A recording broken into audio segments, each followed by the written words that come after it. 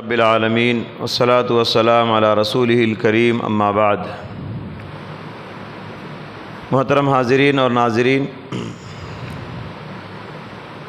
سیرت صحابہ کا یہ سلسلہ اختتام کو پہنچ رہا ہے، کیونکہ رمضان بھی اختتام کو پہنچ رہا ہے۔ صحابہ کرام کی مبارک زندگیاں رمضان بھر آپ سماعت فرماتے رہے، زندگیوں میں انقلاب پیدا کرنے کے لیے، زندگیوں میں نکھار پیدا کرنے کے لیے، اپنے ایمان کو تازگی بخشنے کے لیے، اپنے آخرت کو لے کر تڑپنے کے لیے، آخرت میں نجات پانے کے لیے صحابہ کی بے مثال زندگیاں، بے نظیر زندگیاں، آئیڈیل زندگیاں سننا، جاننا، پڑھنا اور پڑھانا یہ بہت ضروری ہے۔ آج جس صحابی کی شخصیت کو لے کر میں آپ کے حاضر خدمت ہوں وہ ہیں حضرت ابو موسیٰ اشعری رضی اللہ تعالیٰ عنہ۔ ابو موسیٰ اپنی کنیت سے مشہور ہیں، لیکن ان کا نام ہے عبداللہ بن قیس۔ ان کی خدمات بڑی عظیم ہیں، اسلام کی خاطر بہت سارے جنگوں میں، غزوات میں شامل ہوئے۔ خلفائے راشدین کے زمانے میں جو فتوحات ہوئے ان میں ان کے بڑے کارہائے نمایاں انہوں نے انجام دیے۔ خلفائے راشدین نے ان کو مختلف موقعوں پر مختلف شہروں کا گورنر بھی بنایا ہے۔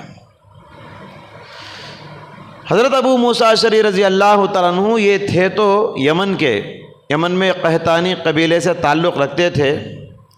یمن سے مکہ آئے، نبی سے ملاقات ہوئی، مسلمان ہو گئے، پھر واپس یمن چلے گئے تاکہ یمن کے اور سارے لوگوں کو جمع کر کے نبی کے پاس لائے، نبی سے ملاقات کرائے۔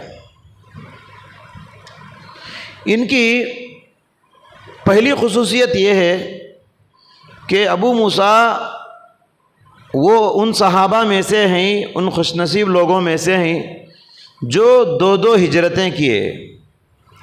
تاریخی کتابوں میں ان کے بارے میں لکھا ہوا ہے، جب یہ مکہ سے یمن واپس چلے گئے تو یمن سے 50 افراد کو جمع کر کے نبی کی خدمت میں ملاقات کے لیے نکلے۔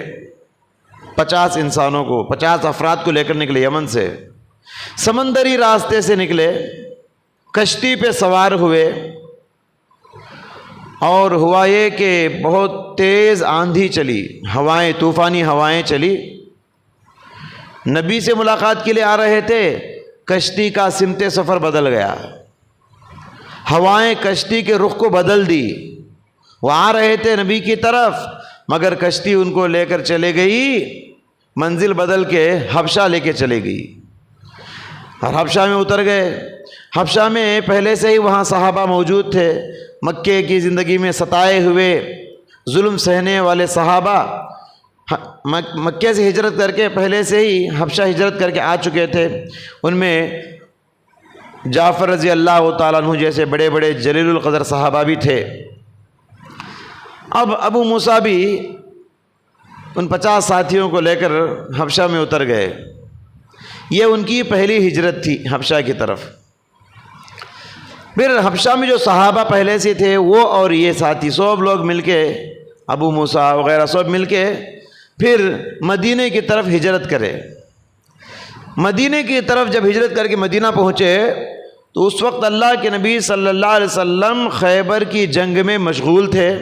خیبر کو فتح کر کے اسی وقت آئے تھے۔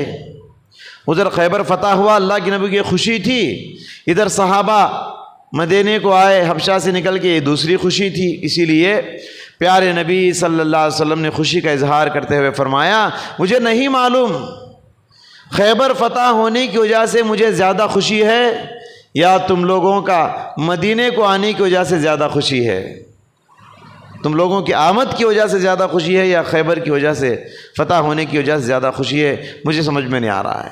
پیارے نبی نے خوشی کا اظہار فرمایا۔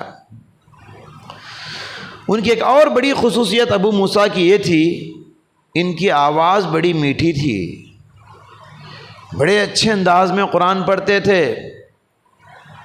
حافظ قرآن تھے، یہ قرآن سے بڑا شغف تھا، قرآن سے بڑا لگاؤ تھا، قرآن کریم سے گہرا تعلق تھا ان کا۔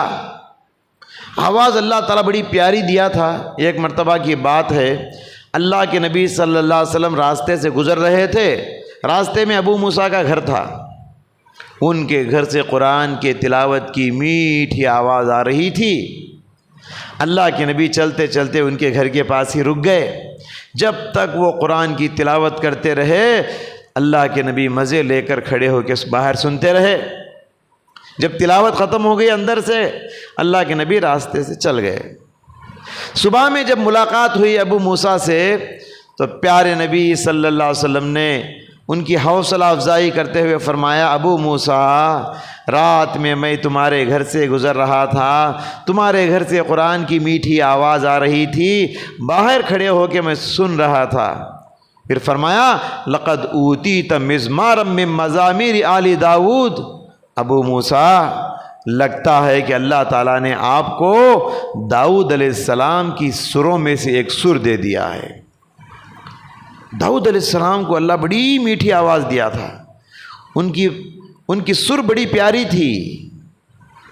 داؤد علیہ السلام کو اللہ نے زبور دیا تھا، زبور جب تلاوت کرتے تو ان کی تلاوت کو سننے کے لیے پرندے بھی رک جاتے۔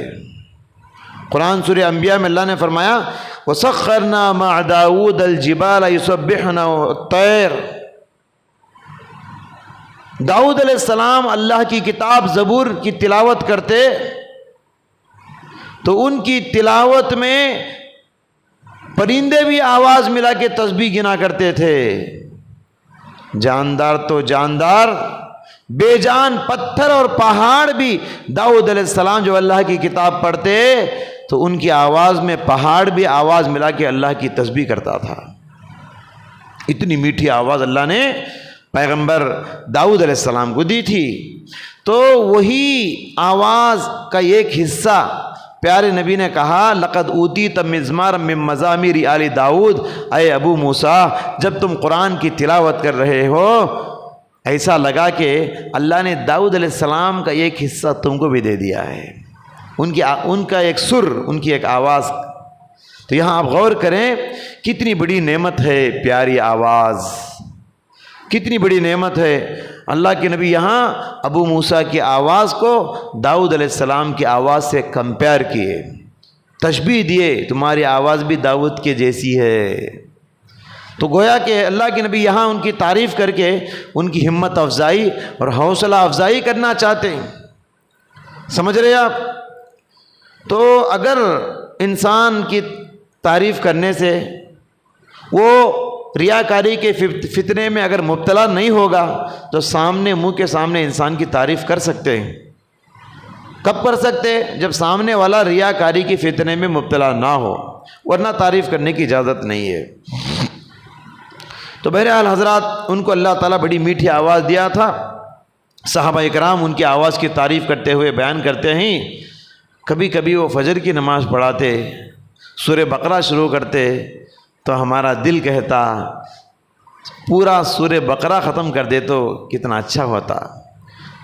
ابو موسیٰ آج پورا بقرہ ختم کر دے، یہ ہمارا دل کرتا تھا۔ اتنی اچھی آواز سے وہ پڑھتے تھے، لوگ ان کی تلاوت کو سنتے ہوئے تھکتے نہیں تھے، لوگ ان کی آواز کو سنتے ہوئے بیزار نہیں ہوتے تھے۔ یہ اللہ کی مرضی ہے، آواز بڑی نعمت ہے، کسی کسی کو اللہ اچھی اور میٹھی آواز دے دیتا ہے۔ اسی طریقے سے ابو موسیٰ بڑے ذی علم صحابی تھے، صاحب علم تھے، بڑے عالم تھے۔ اسی لیے اللہ کے نبی صلی اللہ علیہ وسلم ان کے علم پر اعتبار کرتے ہوئے ان کو اپنی زندگی کے آخری ایام میں یمن کو بھیجا، عامل صدقہ بنا کر بھیجا، داعی اور مبلغ بنا کر بھیجا۔ دین کی تبلیغ کرنے کے لیے اللہ کے نبی نے حضرت معاذ بن جبل جیسی ذی علم شخصیت کے ساتھ ابو موسیٰ کو روانہ کیا۔ آپ غور کریں کتنا اعتبار اللہ کے نبی نے ابو موسیٰ کے علم پر کیا، ان کو یمن روانہ کیا۔ ابو موسیٰ اور معاذ بن جبل، ان دونوں کو جب یمن روانہ کر رہے تھے گورنر بنا کے، تو بڑی پیاری نصیحت اللہ کے نبی کی ہے دونوں کو۔ کیا ہے وہ نصیحت؟ اس نصیحت کو ہر داعی یاد رکھے، اس نصیحت کو ہر عالم یاد رکھے، اس نصیحت کو ہر مبلغ یاد رکھے، حرز جاں بنا لے۔ کیا ہے وہ نصیحت؟ پیارے نبی نے فرمایا دونوں سے، تم یمن جا رہے ہو نا، یسرا ولا تعسرا، بشرا ولا تنفرا، وتطاوعا ولا تختلفا۔ فرمایا کہ تم یمن جا رہے ہو، یمن میں اسلام کو آسان بنا کے پیش کرو، مشکل بنا کے پیش نہ کرو۔ یمن والوں کو اسلام کے سلسلے میں خوشخبریاں سناؤ، خوش کرنے والی باتیں سناؤ، نفرت دلانے والی باتیں نہیں، اسلام سے دور کرنے والی باتیں نہ بتانا۔ پھر بتایا کہ تم دونوں کی باتوں میں، تم دونوں کے فتووں میں ہمیشہ اتفاق ہونا چاہیے، تم دونوں آپس میں اختلاف اور جھگڑا مت کرو۔ بڑی پیاری نصیحت ہم میں سے ہر ایک کو یاد رکھنے کی ضرورت ہے۔ اسی طریقے سے ابو موسیٰ اشعری رضی اللہ تعالیٰ عنہ کی ایک بہت بڑی صفت یہ تھی، وہ ریاکاری سے بہت دور رہتے تھے، دکھاوا ان کے اندر نہیں تھا، ریا و نمود سے، خود ستائی سے، خود نمائی سے بہت ڈرا کرتے تھے، بہت دور رہتے تھے۔ ایک مرتبہ کا واقعہ ہے کہ انہوں نے ایک حدیث سنائی، پیارے نبی صلی اللہ علیہ وسلم کی ایک حدیث سنائی، اور نبی کے زمانے میں ایک جنگ ہوا تھا، غزوہ ذات الرقاع اسے کہا جاتا ہے۔ رقاع کہتے ہیں کپڑے کی چندیوں کو، کپڑے کے ٹکڑے ہوتے ہیں نا چندیاں، اسے رقاع کہتے ہیں عربی میں۔ ہوا ہے کہ جنگ میں چلتے چلتے یہ چمڑے کے ساکس پہنے ہوئے تھے، چمڑے کے موزے، اتنے غریب تھے صحابہ، جوتے اور چپل بھی ان کے پاس نہیں تھے، غریبی کا یہ عالم تھا، صرف وہ ساکس پہن کے جو جا رہے تھے، چلتے چلتے ساکس پھٹ گئے تو کیا کرے، پیروں کو چندیاں لپٹ لیے، کپڑے لپیٹ لیے۔ کیوں لپیٹ لیے؟ کہتے ہیں ابو موسیٰ اشعری رضی اللہ تعالیٰ عنہ حدیث بیان کرتے ہوئے کہ ہم لوگ 6 ساتھی تھے اور ہمارے پاس صرف ایک ہی اونٹ تھا، اور سب لوگ اونٹ پہ باری باری سوار ہوتے تھے، ایک آدمی اونٹ پہ سوار ہوتا، 5 آدمی پیدل چلتے تھے، اس طریقے سے تھوڑے تھوڑے دور ایک ایک صحابی بدلتے تھے، اونٹ پر بیٹھتے تھے، باقی لوگ چلتے تھے۔ سخت گرمی کا موسم تھا، چلچلاتی دھوپ تھی، موسم بہت گرم تھا، اور ریتیلی زمین صحرا کی زمین تھی، اور ایسی سخت گرمی کے موسم میں بغیر چپل کے، بغیر ساکس کے، بغیر جوتے کے چلتے چلتے ہمارے پیر پھٹ گئے۔ نہ صرف پیر پھٹ گئے بلکہ گرمی اتنی تیز تھی ہمارے پیروں کے ناخن بھی نکل گئے، جسموں سے خون رسنے لگا۔ اب کیا کریں؟ ہم نے اپنے پیروں کو چندیاں، کپڑے لپیٹ لیے، اس لیے اس جنگ کا نام پڑ گیا غزوہ ذات الرقاع۔ سمجھ رہے؟ تو یہ بہت بڑی بات ہے۔ آج بھی یہ عرب کی دھوپ تو بہت چلچلاتی دھوپ، بہت ہندوستان سے بہت زیادہ ہوتی ہے گرمی وہاں۔ ہندوستان کی گرمی بھی اتنی تیز ہوتی ہے کہ ہم لوگ بغیر چپل کے گرمی کے موسم میں چل نہیں سکتے، وہاں وہ لوگ کیسے چلیں گے؟ ریتی میں، صحرا میں، پیر پھٹ گئے، اس لیے اس جنگ کا نام ذات الرقاع پڑ گیا۔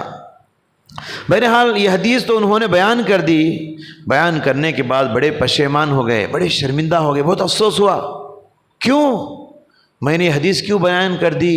شاید میرے اندر ریاکاری کا شائبہ آ گیا ہوگا، ڈر گئے۔ اللہ کے لیے جو تکلیفیں ہم نے برداشت کی وہ تکلیفیں ہم سب کو بیان کر دے رہے ہیں، ڈر گئے شاید ریاکاری ہو جائے گی۔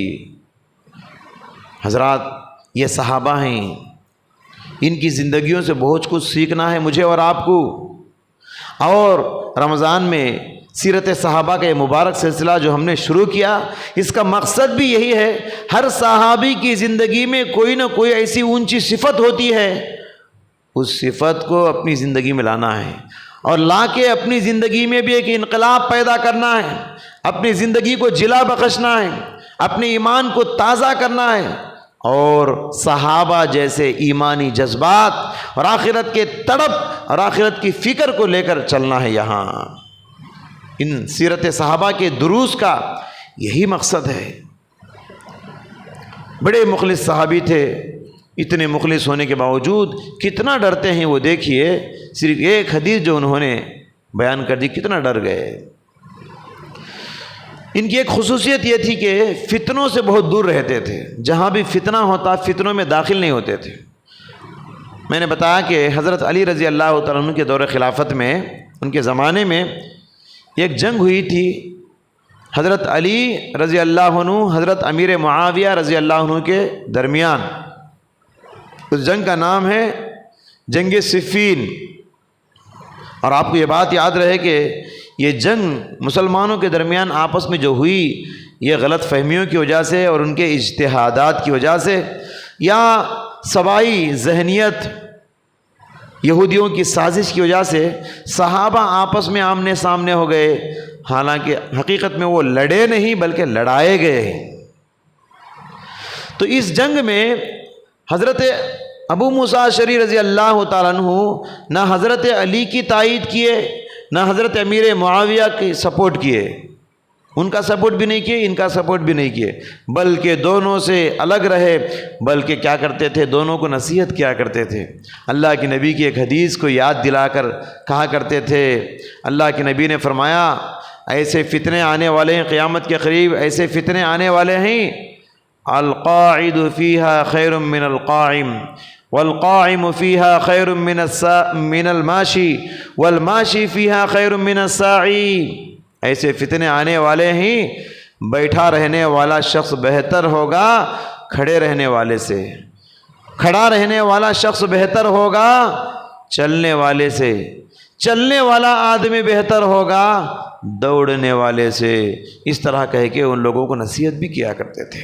بہرحال ایک مثالی زندگی گزارنے کے بعد سن 40/2 ہجری میں حضرت ابو موسیٰ وفات پا گئے۔ ایک قول کے مطابق ان کو مکہ میں دفن کیا گیا، اور ایک قول ہے کہ ان کو کوفہ میں دفن کیا گیا۔ بہرحال رضی اللہ عنہ وارضا ووفقنا لاصحابی لاتباع اصحاب النبی صلی اللہ علیہ وسلم۔ اللہ تبارک و تعالی ہم سب کو، صحابہ کرام کو نمونہ بنا کر ان کے اندر جو نیک اوصاف ہیں اپنے اندر پیدا کرنے کی توفیق عطا فرمائے۔ سبحانک اللہم و بحمدک، اشہد ان لا الہ الا انت، استغفرک و اتوب الیک۔